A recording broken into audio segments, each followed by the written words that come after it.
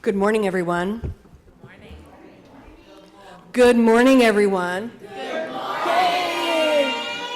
Thank you for that. I am grateful to you. I've been commuting here from Blacksburg, and I needed some energy after I got up and out of the car to be with you this morning. Welcome to the Unitarian Universalist Congregation of Lynchburg. We are so glad you are here.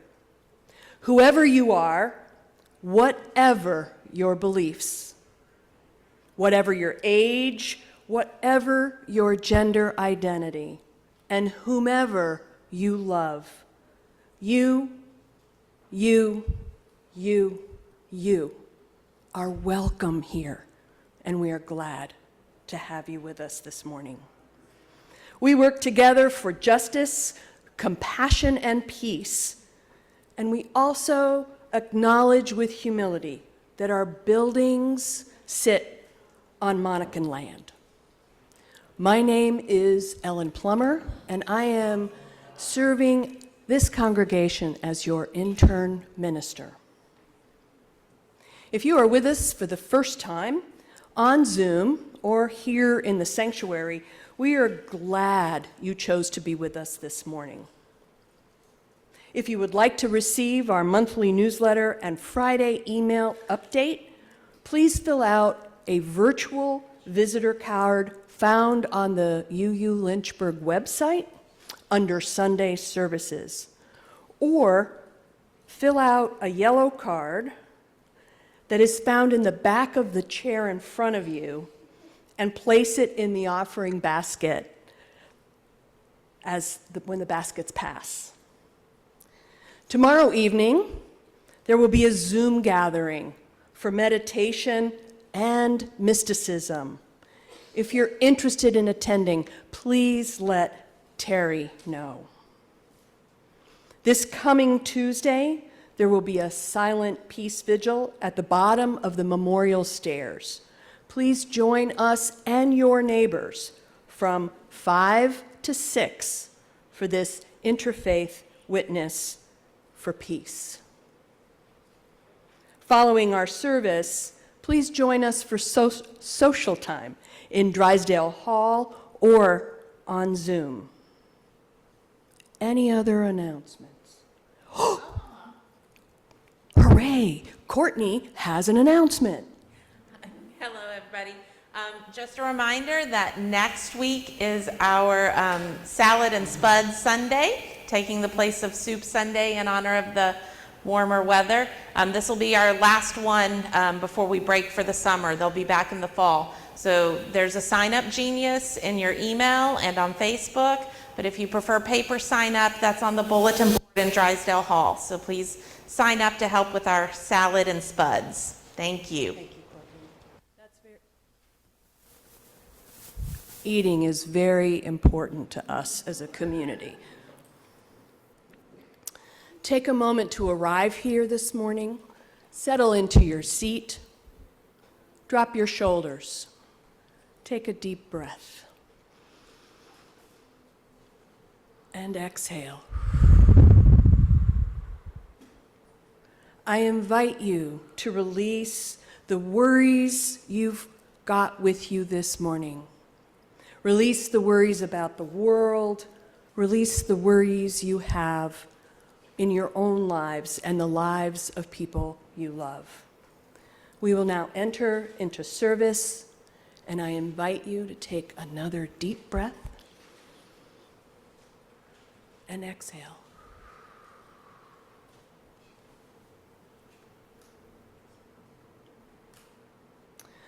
We're going to take a quick minute here, and we're going to wave hello to our friends on Zoom, otherwise known as the Zoomies. Hi, Zoomies. Hi, Zoomies. And the Zoomies are in return saying good morning to us here in the sanctuary. We will light our chalice at this point. This is a Unitarian Universalist practice, and we share with people all over the world, actually, on Sunday mornings and at other times of gathering, where we light a chalice. The words for our chalice lighting are on the what's this called? This is called a monitor behind me, and also in our order of service. May the light we now kindle inspire us to use our powers to heal and not to harm, to help and not to hinder, to bless and not to curse, to serve you, O Spirit of life. Blessed be. Our first hymn this morning is Enter, Rejoice, and Come In. It's number 361 in our hymnal.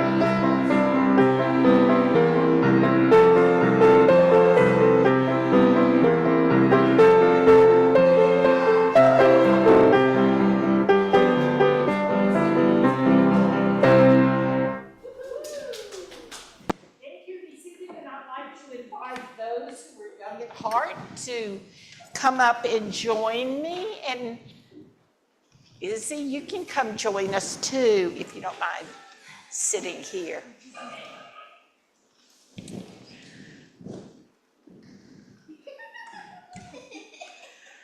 Good morning, everyone. I'm so happy to see y'all. You know what? Today, Courtney and I wanted y'all up here because a lot of times you're in your class when we do special things in the service. And today, our friend Izzy, who grew up in this church from the time she was your age, she is going to sign the book as an adult.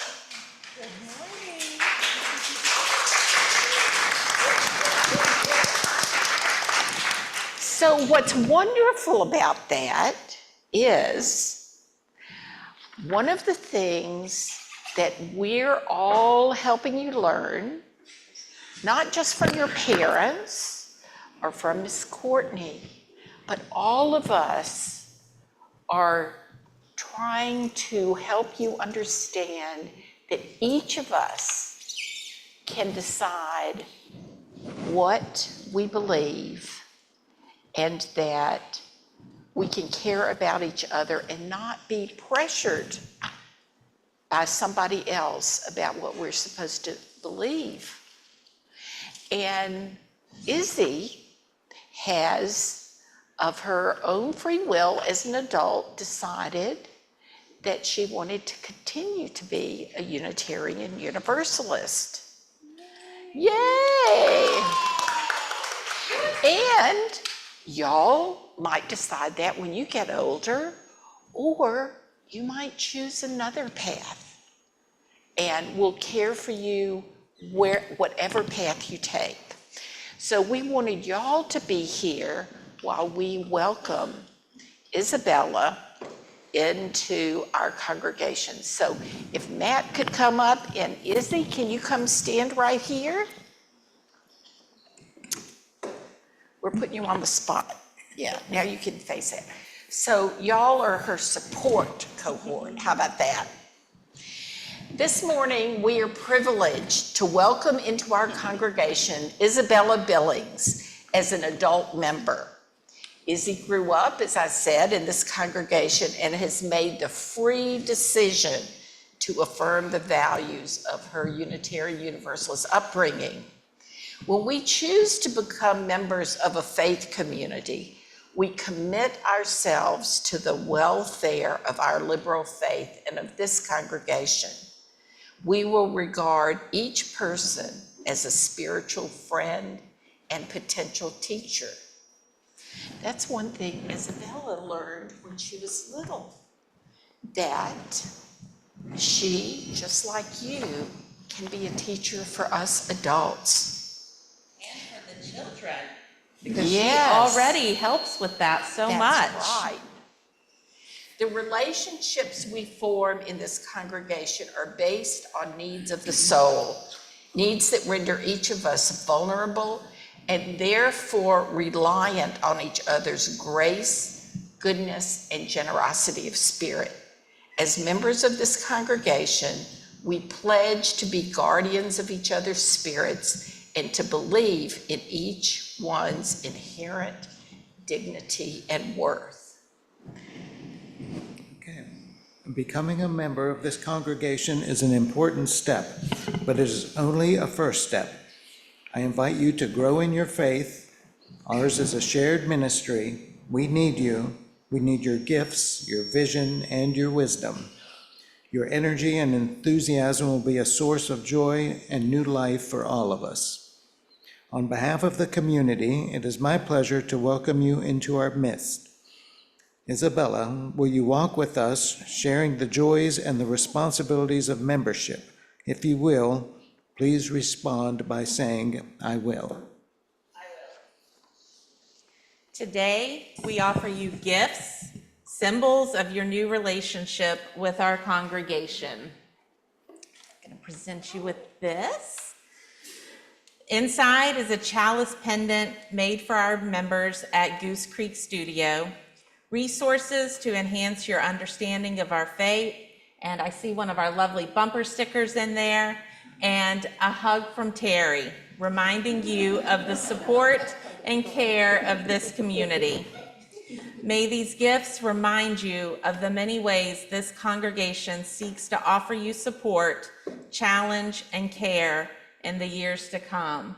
And I also just want to say, we so appreciate how you have already been giving back of your gifts you are so good with our children and our youth, and we love having you in our adult midst as well. So welcome and thank you. I invite the adult members of our congregation to please rise.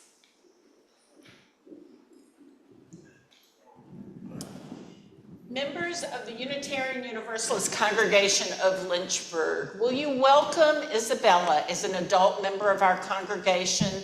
Will you be open to her unique gifts and perspectives? Will you extend your friendship to her? And if you would, please join in the unison response. We welcome you. We join our gifts, talents, energy, and commitment with yours. Together, let us celebrate our faith, which honors the past, lives with passion in the moment, and envisions the future. You are part of us, and we are part of you. We are one community. Thank you, and be seated. Now then, Izzy, I don't know, were you going to go upstairs today? Yeah. Okay, can you wait until after the board stuff? Okay. Yeah, I can. Okay, We're gonna thanks. invite her to sign. Oh, yeah, we did. All dismiss. Thank you. Yes, so we can all see. This is the membership book, and everybody who's joined our Yeah, so let's congregation see, I for think years and years and years, You when will they join, they your- sign the book. Write your name, sign, and then write out your address. So right here. Yep. And then Isabella is going to stay up here for a few minutes, and then she'll come up to be with y'all. So maybe after she signs the book, as y'all are going up to your classes, we're singing you out, if you feel like you want to give her a hug or a pat on the arm or something, you can do that. Okay? And for our children and for any visitors or people that don't know, the membership book that Izzy is signing has been with us from the beginning. Anybody that's in this congregation right now who's a member is in this book, and people that have long gone. This has been our membership book from the beginning, so it's very treasured and it's very special to have your name in it. Welcome, Izzy.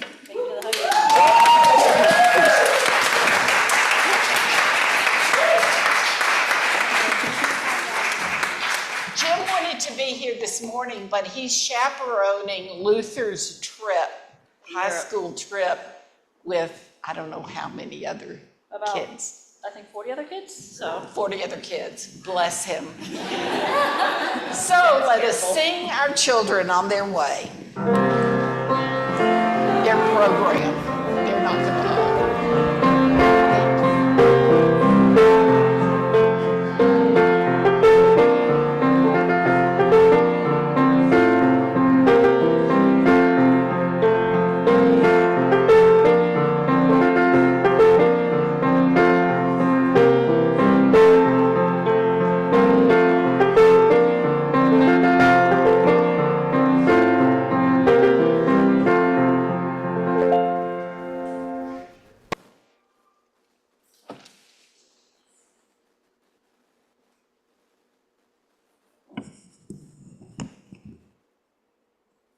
Part of our sacred work as a community with one another is to receive and share our gifts.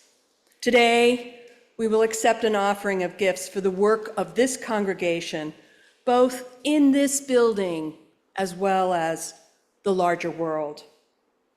The monetary support of all of us, members and friends, along with the generous gifts of time and talent, make the work of our congregation, make our ministries possible. I invite you to use the offering baskets that will be passing here in the sanctuary, or if you are on Zoom, you may make a donation on the website through Venmo.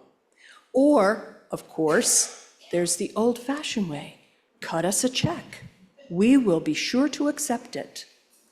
As we take an offering of our gifts that are generously offered and gratefully received, we will be accompanied by some beautiful music from Emily.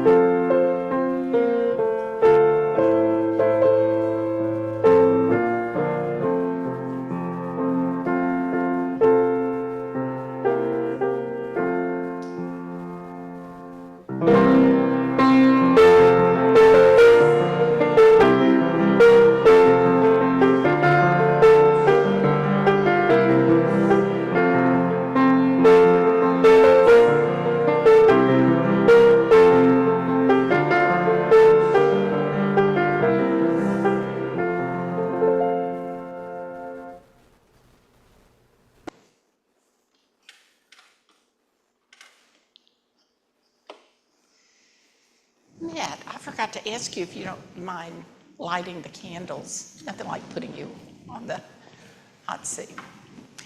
Each Sunday we share together in the spirit of life and love. We hold up today the wonder of life. The celebrations that follow us through life, births and deaths, gatherings with families. We are so blessed to have loved ones and to have a community. Today, we remember those who have passed out of our lives. Today, particularly, we remember David Young. We remember those who are suffering in mind, body, or spirit. May they find healing and wholeness. We are aware that there is so much work to be done to build the beloved community. But let us not give up hope, for there are so many people who, in their own small ways, make a difference in the world. Let each of us join with those silent helpers to create a more just and loving world. This we ask in the name of all that is sacred.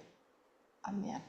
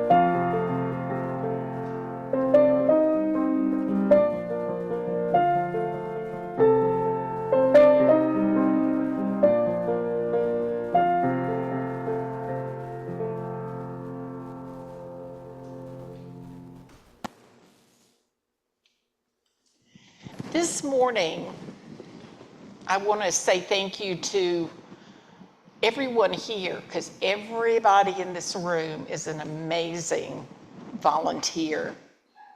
But today we're going to take just a few minutes to express our gratitude to board members who are currently serving on our board of trustees and those who are beginning their term of service. So would everyone, Betty, do you feel like walking up here? Okay. Can past and soon-to-be board members please join me? I know that there are some folks who are ill. Izzy, you need to come up here. Matt, I can't believe you're being shy this morning. Jim, get yourself up here. Now, we know, yeah, I think our board members, yay, Betty, our board members are covering more than one country this morning. So come on around, join the crew.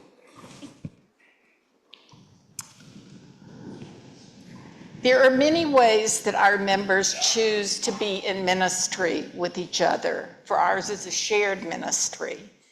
The health of our congregation is dependent on how we generously share our time, talent, and resources. You have elected these people, like Jim's been on the board for 3 years.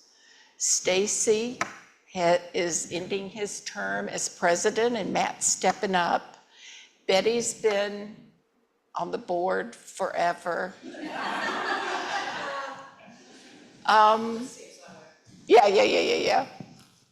So these people are in service on behalf of all of us, whether it's chairing a meeting, cooking,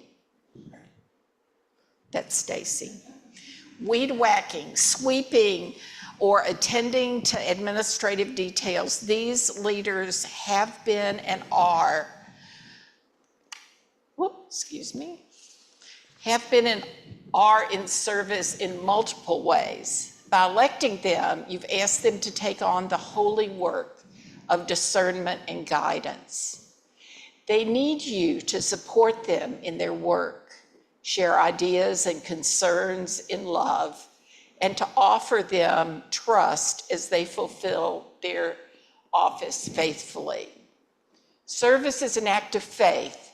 Service done faithfully in love is the work of justice and community building.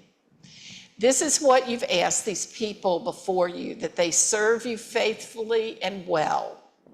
You've offered this trust to our board members who are rotating off the board, and to our new board members who will also need your trust and support. If these leaders are to do what we've asked them to do, they need our affirmation and support. They've entered into the ministry of leadership for all our sakes. For those of you who will be on the board this coming year, I ask you this question. Will you be diligent and faithful in your work, bringing your best selves and practicing self-care and open-heartedness, tending with love the details of the work of shared ministry, and always keeping the goal of beloved community in front of you as you serve? If you would do so, then please respond. We will. We will. Friends, I invite you to rise again. We're pretending we're Episcopalian today. Please join me in sharing these words of gratitude.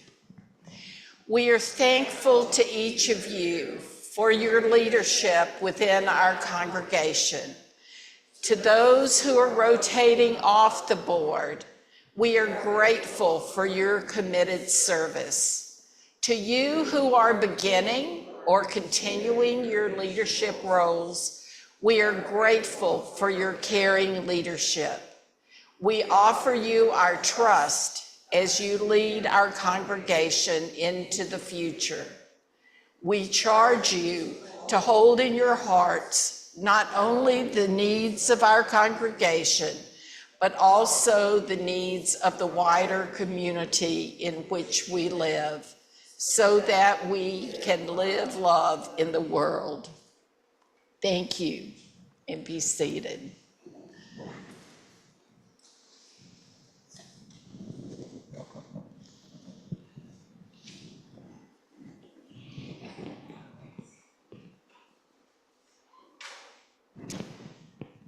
Jim Billings was going to try to be on here, but since he's taking care of 40 high school students, I don't think he made it. It's not as bad as my trip that I went on. There's about 75 kids. No, thank you. Oh my gosh. How wonderful to make space to affirm aspects of our community life and well-being. Life is always changing. Months ago, we thought this would be my last official Sunday here. And I'm very glad that I have another year to adventure with y'all. These past months have nudged me to consider my ministry. In many ways, I feel like I have more to learn now than I did when I left seminary and was young and thought I knew everything. The need for humility grows as one lives out the imperfections of being a minister.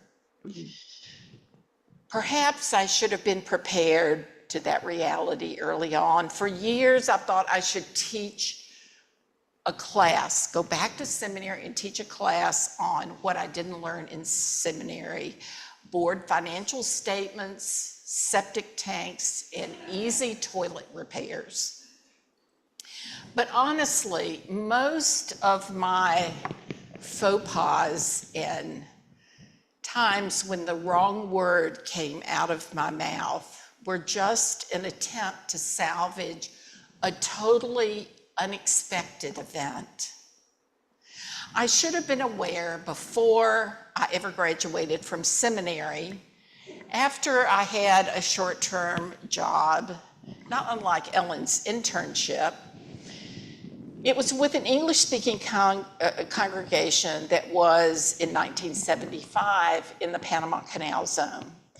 The members of the church were families and individuals who worked for the Panama Canal Company or one of the branches of the U.S. military. One of our members, who worked for USAID, had developed a relationship with a leader of an indigenous group in the jungle of Panama. They were the Ngami, who at that time were called by their colonized name, the Guayami. They were a pre-literate people in 1975, having just gained a written alphabet from the Wycliffe Bible translators. The leader of the Ngami was the only person in the tribe who spoke Spanish, and no one spoke English, so it was very interesting crafting a relationship with the people.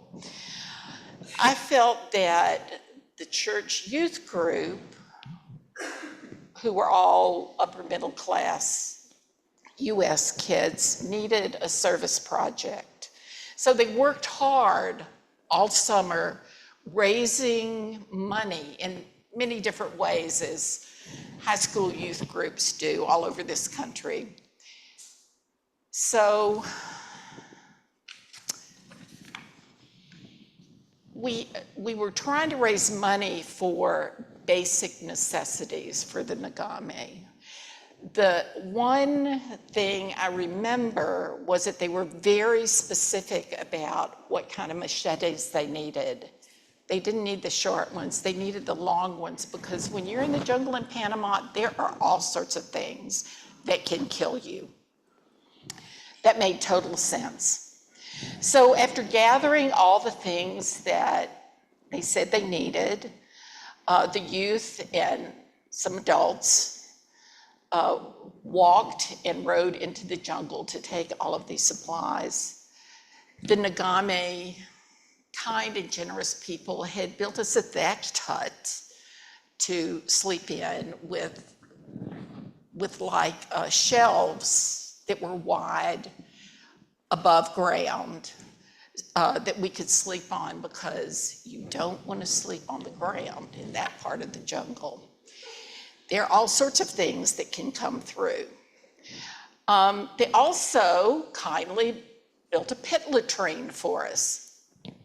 It was really rather comfortable. We didn't have a shared language, but you know, we've all been places where we didn't speak the language, and kindness and sign language can really make us understood. The night we arrived, the Nagame had a large fire in the middle of the village and invited us to dance with them. It was wonderful. I mean, here we were, there were no lights anywhere except the fire and the stars.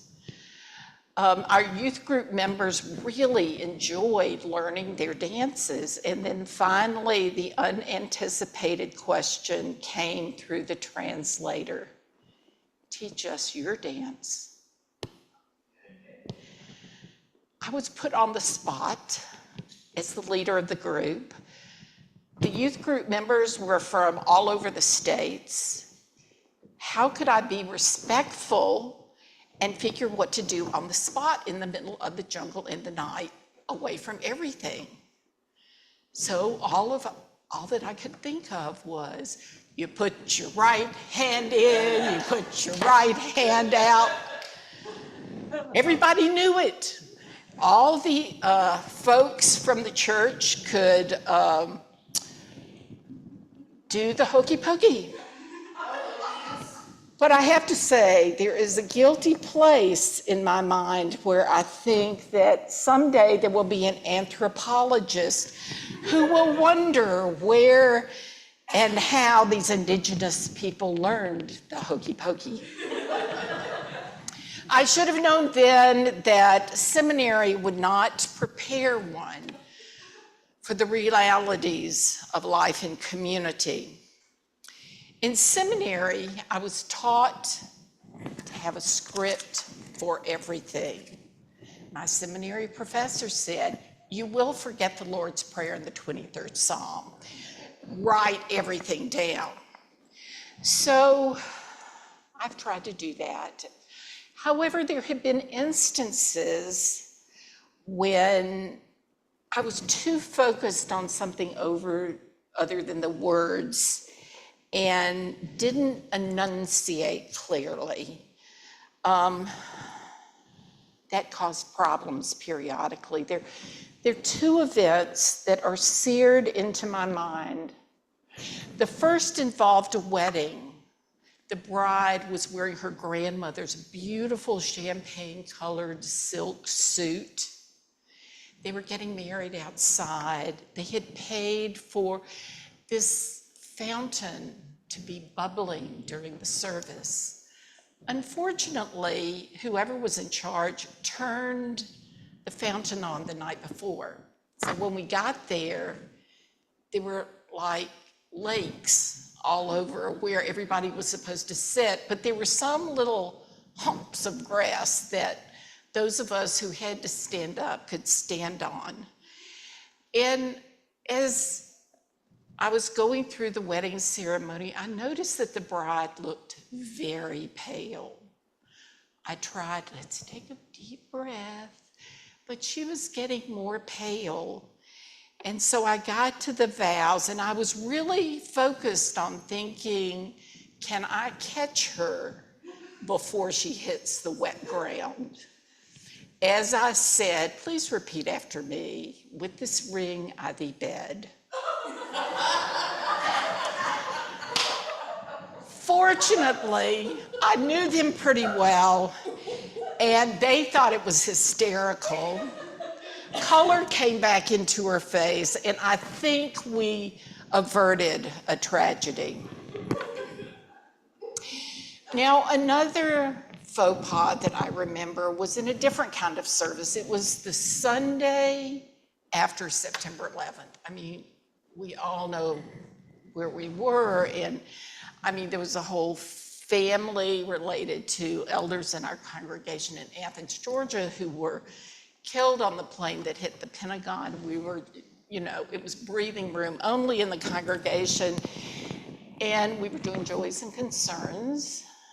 And one of our members who absolutely had the right to share what was on her heart came up as we were all just in shock to say that somebody had taken the rubber chicken that was a prop for the church play. And it was just like, am I in a different time zone? So it just sort of, I was not sure what time-space continuum I was in. So I said, let us join our hearts and minds in a period of prayer and medication. I'm afraid that my subconscious was coming out, bless her. This is what you've been stuck with for 5 years.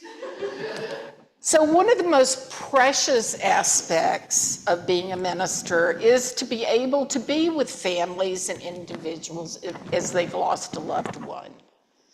When I graduated from seminary, to be completely honest, I could not cope with death. I mean, my grandfather died, I could not do that. My biggest fear was serving a congregation and needing to do a funeral. That's when the universe sends you lots of instances of grief.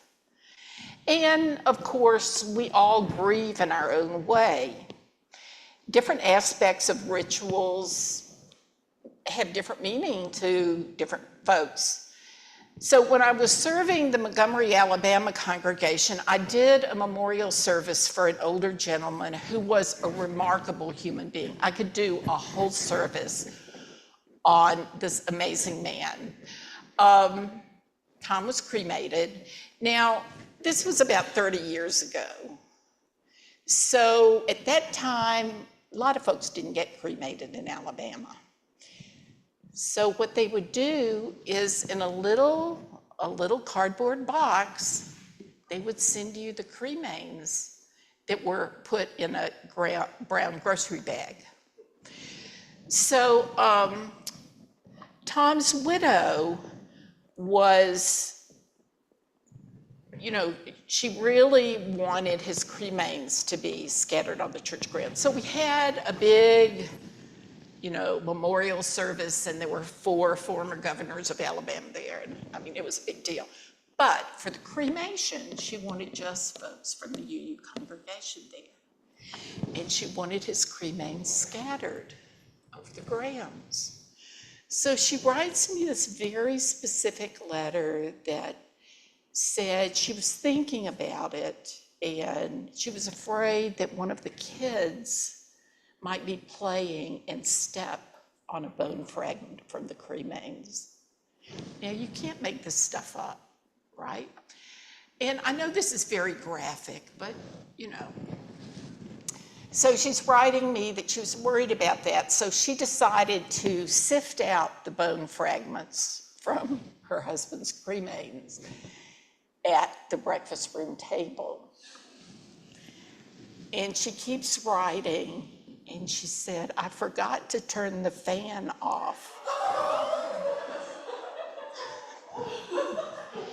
And then she writes that she mopped up the breakfast room floor, and she said, as I was standing there wringing out the mop in the kitchen sink, I thought, you know, Tom would think this was really funny.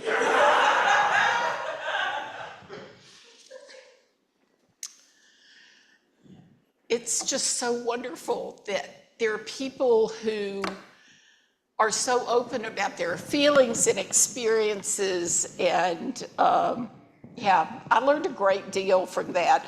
about how important it is to have a sense of grace and humor in all life events. Perhaps my most embarrassing event took place in a service. I had just finished a sermon which I hoped was very profound. One never knows, you know. It was on the mission of the congregation.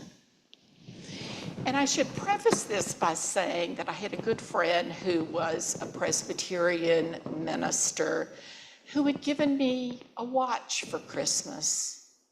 It was a watch that talked. Tweety Bird talked when there was a special little button, and if you pushed it, then Tweety Bird and Sylvester talked. So somehow, I swear, I don't know how this happened. I was just finishing my sermon and the Tweety Bird watch went off. Over the sound system, you know, it's a large congregation, and in the back I could see in the sound room that had a big window, the sound guy was like looking around like voices had descended from heaven. And there are a few times when, yeah, Chuck, keep looking. There are a few times when I think, well, when I'm just completely speechless, I may say the wrong thing, but I can think of something to say, but I was just dumbstruck. So finally I said, you know, I just want y'all to know that I always try to be a responsible representative of our congregation. But that was my Tweety Bird watch going off. I thought people were going to have heart attacks. They were laughing so hard. Yeah, so for the next 2 years, I would come into the office, and in front of my door would be a Tweety Bird something, car mats, you know, little vases, all sorts of things. So the moral of all of these tales is that we shouldn't take ourselves so seriously. I am still working on that. Humility and humor are precious in a world that at times thrives on comfort, on conflict and pain. So let us remember old flubs with a bit of forbearance and give each other and ourselves space to make mistakes without harsh judgment. Life is too short to keep a list of mistakes when we're all trying to do the best we can. Grace and mercy go a long way. And I will probably still continue to say Star Wars when I mean to say Star Trek. So y'all can just correct me. So let us give thanks for our quirks, our celebrations, our failures, our adventures, to celebrate all that is our lives. And I'm glad I'm still here for another year. Let us rise in body or spirit to share hymn number 128, For All That Is Our Life.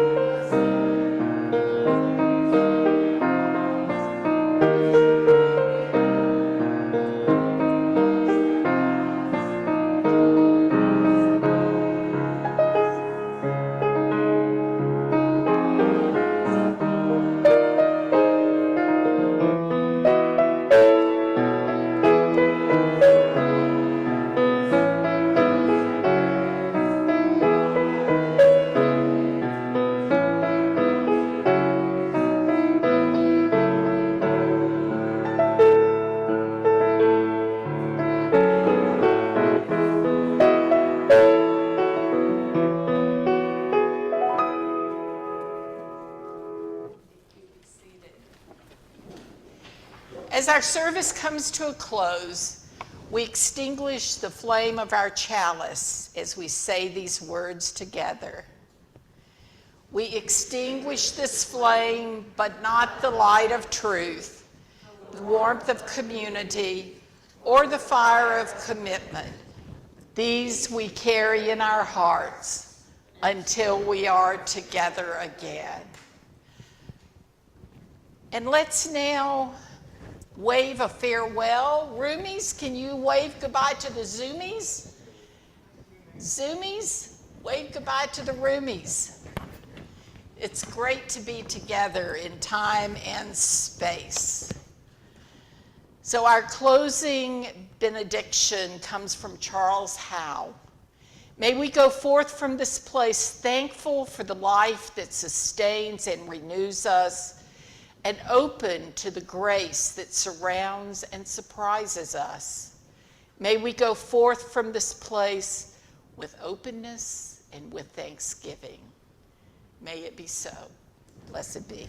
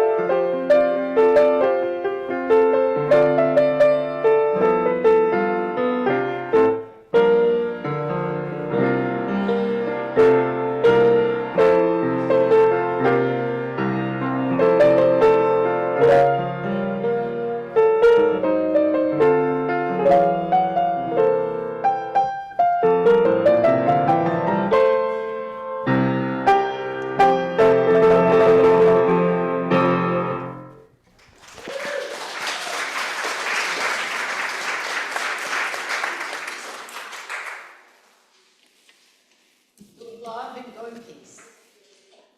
Good morning once again.